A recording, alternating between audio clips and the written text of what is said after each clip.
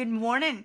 If you've been following along this past week, you know that I made 3 backgrounds earlier in the week, and this is the third one. I did a llama with a palette knife the first day. I did what did we do yesterday? We did a pumpkin with the brush and palette knife yesterday. These backgrounds were done with brush, and I was just using colors that were semi-fall colors. It has a little bit of raw sienna here in the middle, some sap green and some teal. I still wanted to go with a bit of a fall theme, but I wanted brighter colors on this one. I'm going to try to put it really close, and you can see that I've drawn on it a little bit this morning with one of my watercolor pencils. And that was just to give me an outline so that I could come, morning Sherry, so that I could come on here really quick and do the outline. We're not going to do the whole process this morning because it will need some drying time, but I did want to come on and give a few tips for this and just talk a little bit. Get started because I'm already late for work, and I had decided that I wasn't going to do this. I intended on working on it a little last night, and I was tired. I went to bed early, and this morning I had a lot to do around the house because of going to bed early. But then I decided at the last minute, you know what, let's make sure you can see that. I'm going to go ahead and come on here and at least kind of sketch in where my pig is going to go. He's going to be comical because, you know, that's kind of my style here. He's going to be coming off of this corner here. And I wanted to at least sketch him in. And because I wanted him to have some texture, yet I didn't want... Sorry about that. I had a telephone call. One of these days I'm going to remember to put my phone on airplane mode or something. But anyway, this is going to be kind of a comical little pig, and I wanted him to have some texture to him, kind of like our llama did, but I didn't want to spend as much time worrying about doing everything correctly with the palette knife, since I'm still learning that. But I did, you know, I enjoy spending some of my time with y'all here. This is not going to remain on here, but it's kind of giving me an indication of where his nose and his eyes are going to be, because I'm going to want the areas around his nose obviously to be a little more raised, and the area inside his eyeball won't need to be raised. So go with that, and I think that's good enough on that. But I just wanted to come in and speak and say that, you know, I'm here a lot of mornings or a lot of evenings, a lot of different times whenever I pop in, and I'm not dressed all fancy and hoity-toity. Y'all have noticed that half the time I'm no makeup and in my pajamas.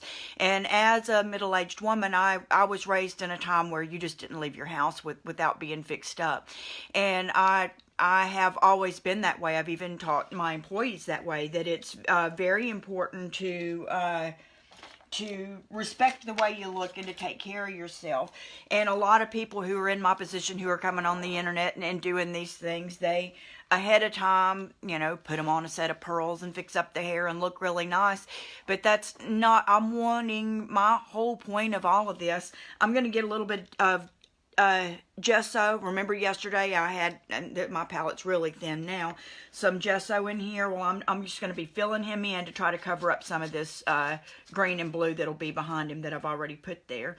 But anyway, I just wanted to say I do that sometimes because I want y'all to be comfortable with me, like we're just, you know, a bunch of creative girlfriends hanging out together, having a slumber party, doing our creative things and enjoying ourselves and not worrying about what other people think.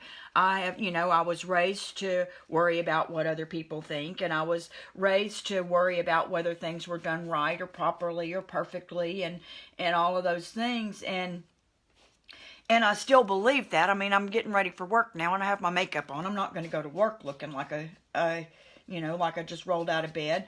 But apparently I'll come on the internet that way. But that's because I'm trying to make sure that you know that I'm here to help you gain more confidence to paint and realize that you don't have to be fancy, and it's not just, you know, people who are all fancied up and you know, have taken all these college lessons and all of these things that can express their creativity.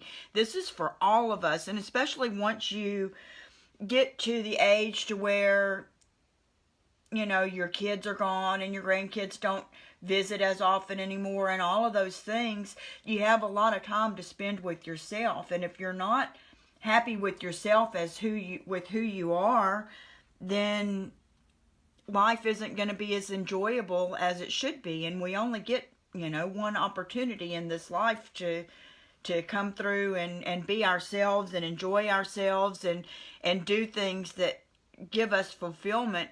You know, this looks like there's not much to it. It's not like I'm, you know, Picasso here or anything, but this gives me fulfillment. And I'm not worrying about where these brush strokes grow. I'm not worrying about any of those things, because how it turns out in the end is going to be okay for me anyway, because it's the process. It's the process of doing something creative and getting some of this creative energy out of our bodies that's the most important. And of course, after you do something for a while, you get better at it and better at it. But there's some of us who are, you know, at this point thinking, I'm ready to retire from my regular job, but I'm still going to have a little bit of income. I wonder if I could make income with my painting.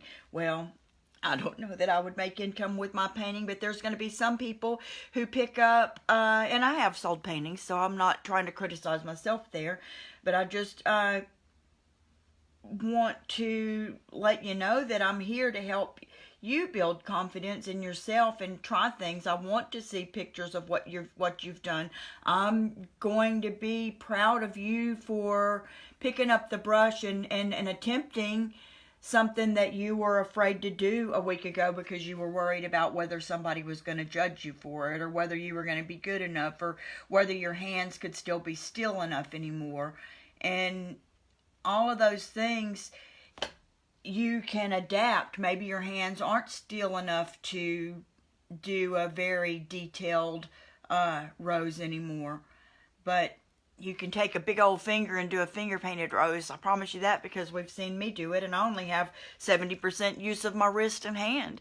But that doesn't prevent me from trying, and I want you to have that confidence and to join in with me, because that's what makes the process worthwhile here. And us doing this together is having the confidence to try something new. Put that one in there. Now this is texture paste.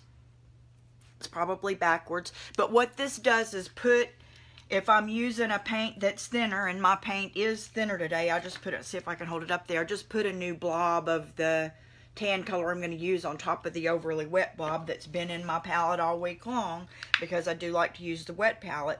Now I'm going to squirt some of this, a decent amount of this texture paste in there. Let me show you that. I filled it up.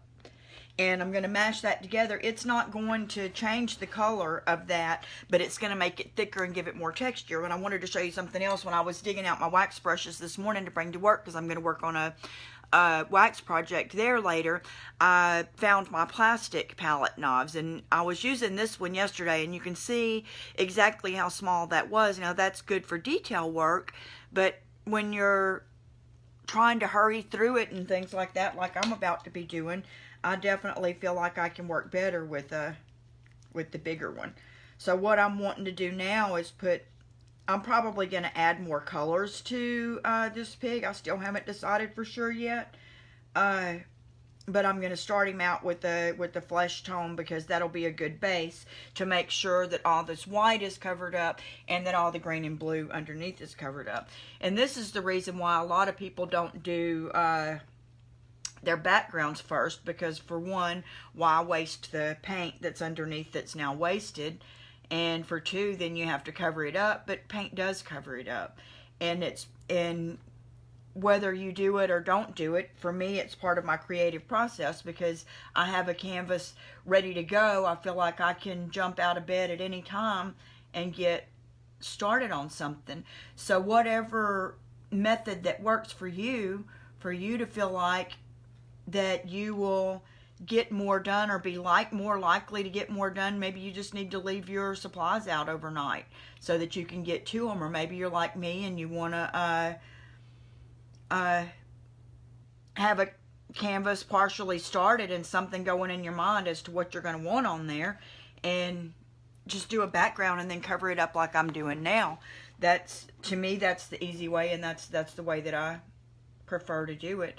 But I would love to, you know, hear along the way what has made a difference to you, what has made your creativity flourish, what your goals are. You know, some people are here who are creative individuals, but painting isn't their thing. Maybe you're a wreath maker, or, you know, a florist, or a sign maker.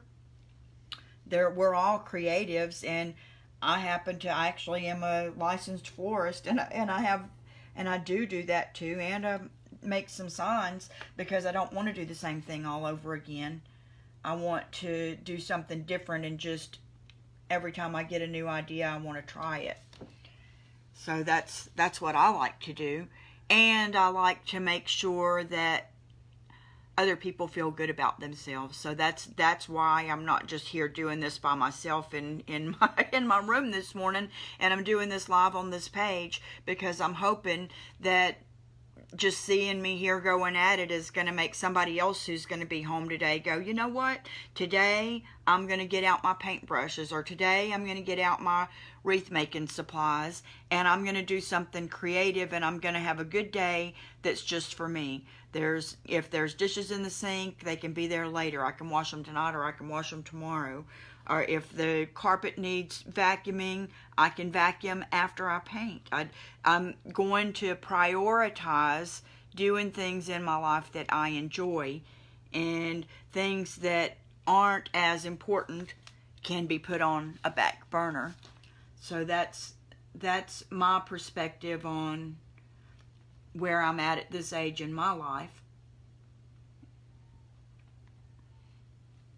I'm wanting to kind of rough this up a little bit. Get this other ear. And I have so much paint on the body that I'm just grabbing some from there now and then, because I can sort of smooth that back over in a minute and get the ridges that I'm wanting. And trying to remember to be easy, not be so rough-handed. So anyway, what I'm trying to say with all that is I'm more here to be your cheerleader than I am teaching a specific technique. What makes me feel good is knowing that I helped somebody else do something that makes them feel good about themselves. Then it's a win-win. Then I got to paint, I got to feel good, I got to maybe teach somebody something, but I got to inspire them to put down the book today, or turn off the television today, and do something just for themselves.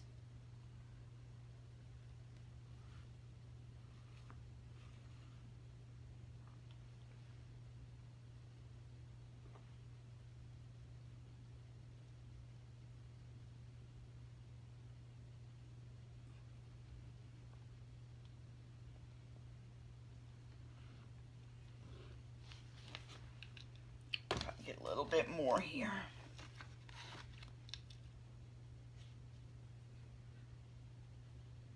Sort of mashed into the crevice there, but there's also that runny pink right beside it, and even though I guess my little pig wouldn't mind having some pink on it, I didn't intend that at this point in time, but it's fixing to happen, because see, I got pink all over it.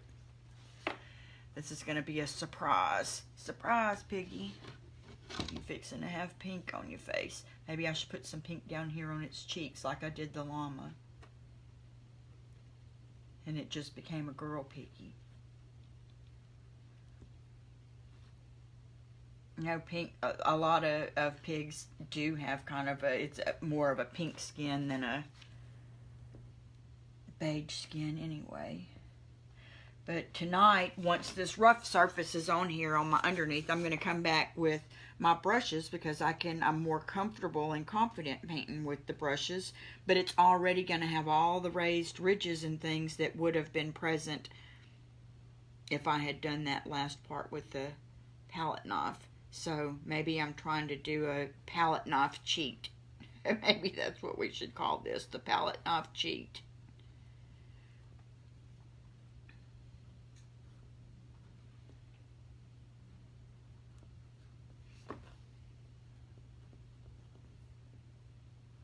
I'm not going to put any of this in his eyes because his eyeballs wouldn't be rough.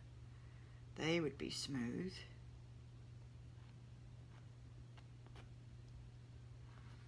Get up over that brown a little bit because it's not important.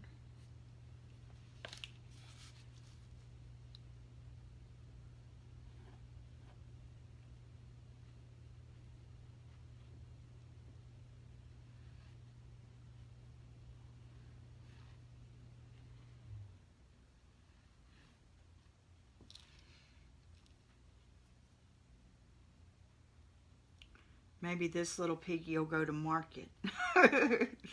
Maybe that'll be his name. This little piggy goes to market. As if this little piggy right here didn't need to go to work. She would stay home today and paint a bunch.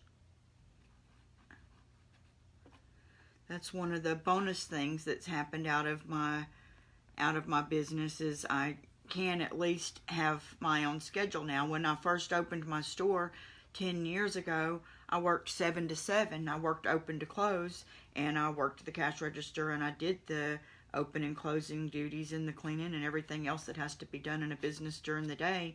But we've been open so long now, and we have so many other people that help us out on our team and all that, that I can have a varied schedule. And if I end up not getting there until 10 o'clock instead of 9 o'clock, well, I'm not going to fire myself over it. So that's a good thing. I probably need that littler one now, that smaller one, to try to get these details. There's not a whole lot of the texture paste left in here, but I'm going to get the color in and then I'll smooth a little texture over it.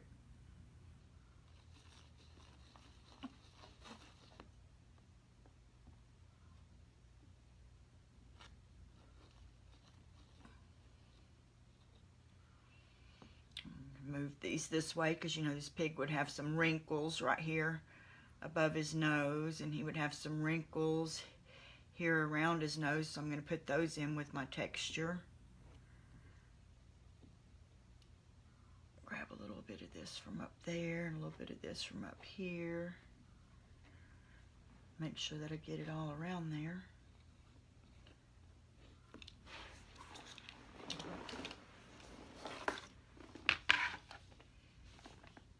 Now I'm just thinking about what direction would I want this texture to be going in, so that when I work on it tonight, the actual texture will give me a little bit of a benefit. Well, I know he's going to have 2 nostrils in his nose, so I'm going to go ahead and kind of scratch those out. And they're going to be darker, so it's not going to matter that the green's showing through. We're going to have these wrinkles above his nose. Probably all the way up his forehead there. That doesn't look so great.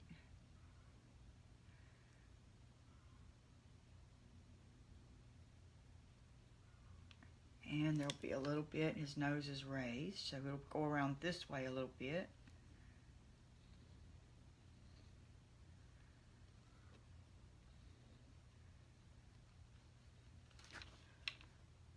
Probably a little bit of wrinkles there going toward his ears. A little bit of texture in his ears.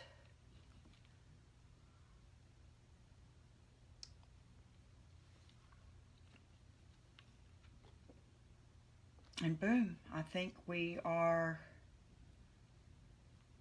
done with this part of what needs to happen to make him her. I think we decided she was a her. Make her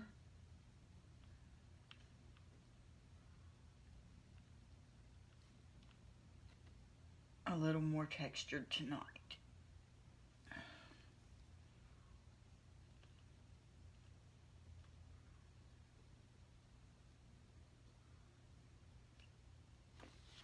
Okay, I hope you enjoyed it. Thanks for joining me, and next time we work on this piggy, I will have decided what to do. I don't know whether she might be eating some hay, whether she might have some glasses on, whether she might have some flowers on her head, maybe be eating some flowers, or exactly what might be going on with her tonight, but it's going to be something. Thanks for joining me. Bye.